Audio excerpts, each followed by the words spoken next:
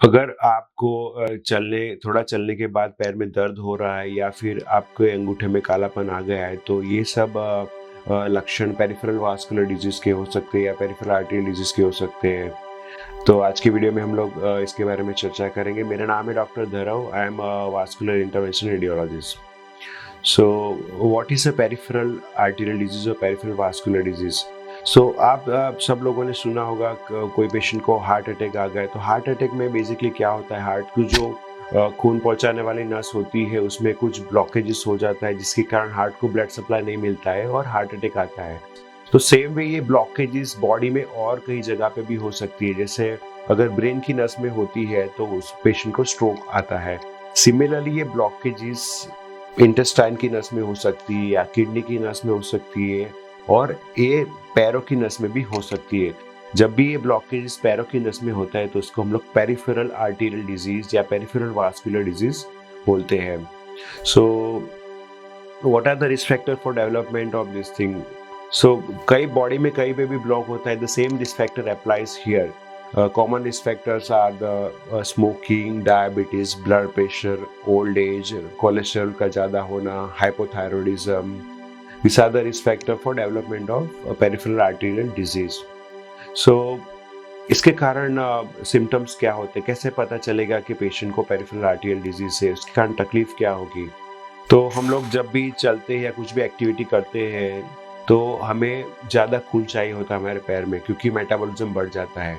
और जब भी पेशेंट को आर्टरीज में ब्लॉकेज है तो वो खून पहुंच नहीं पाता है। ऐसे केसेस में उधर डीऑक्सीजनेटेड जो प्रोडक्ट्स होते हैं वो सब अक्यूमुलेट होते हैं और पेशेंट को पेन होता है। तो patient will typically say that कुछ कदम चलने के बाद पैर में दर्द चालू हो जाता है और पेशेंट को उधर ही रुकना पड़ जाता है या फिर बैठना पड़ता है। तो ऐसे करके पेन रिलीफ होता है। तो ये सिम्टम को हम लोग क्लाउडिकेशन बोलते हैं। तो this is classical symptom of peripheral arterial disease.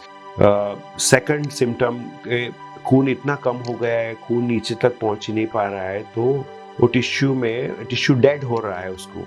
तो उसको हम लोग मेडिकल टर्मिनोलॉजी में गैंग्रीन बोलते हैं। तो कालापन आना या कई पेशेंट में जैसे जख्म होना अंगूठे में, उंगलियों में।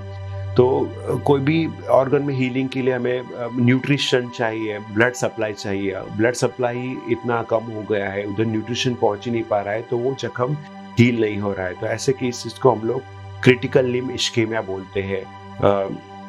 सो this are the two broad category. One is a claudication, जैसे पेशेंट को कुछ चलने के बाद पेशेंट को पैर में दर्द होना चालू हो जाता है। सेकंड, नॉन हीलिंग अल्सर या फिर गैंग्रीन होना। सो ये दो ब्रॉड कैटेगरी के लक्षण या सिम्टम पीवीडी पेशेंट में देखे जाते हैं।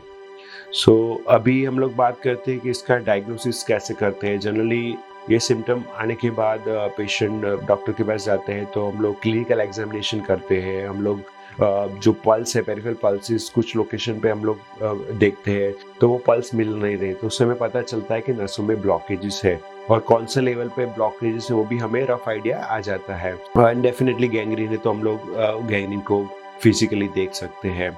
एंड सो ऐसा करने के बाद जनरली हमें पता चल जाता है कि we are dealing with the peripheral arterial disease.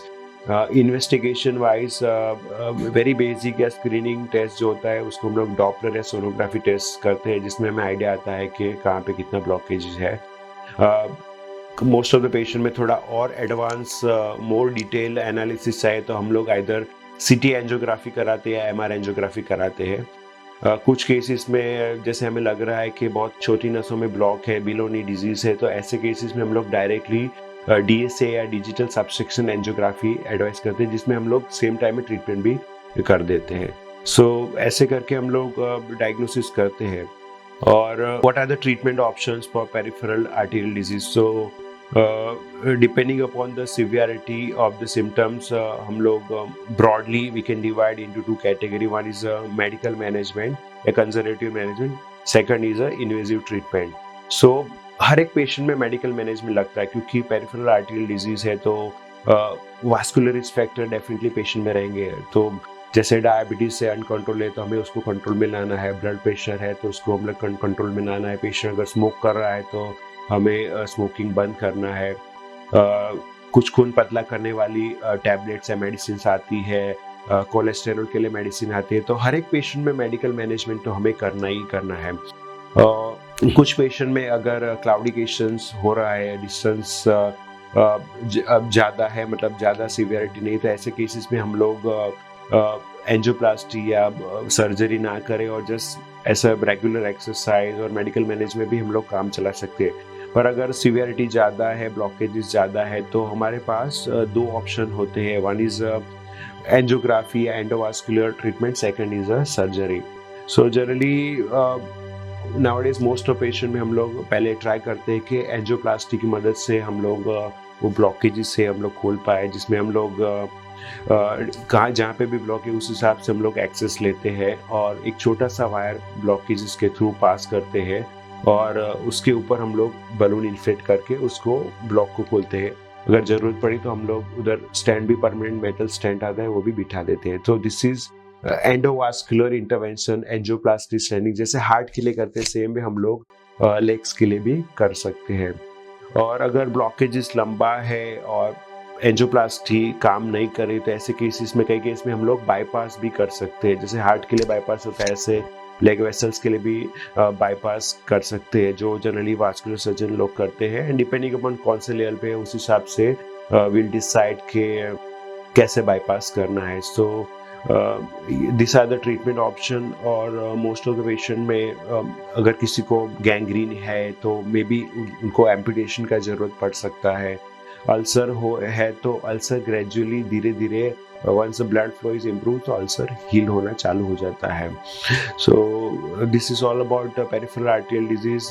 Most important thing is एक क्यों होता है, एथेरोस्क्लेरोसिस की वजह से होता है, तो हमें वास्कुलर स्पेक्ट्रम को कंट्रोल करना है और डिपेंडिंग अपॉन सिम्टम सिवियरिटी हम लोग एंजियोग्राफी, एंजियोप्लास्टी और बाईपास सर्जरी ये ट्रीटमेंट सजेस्ट करते हैं।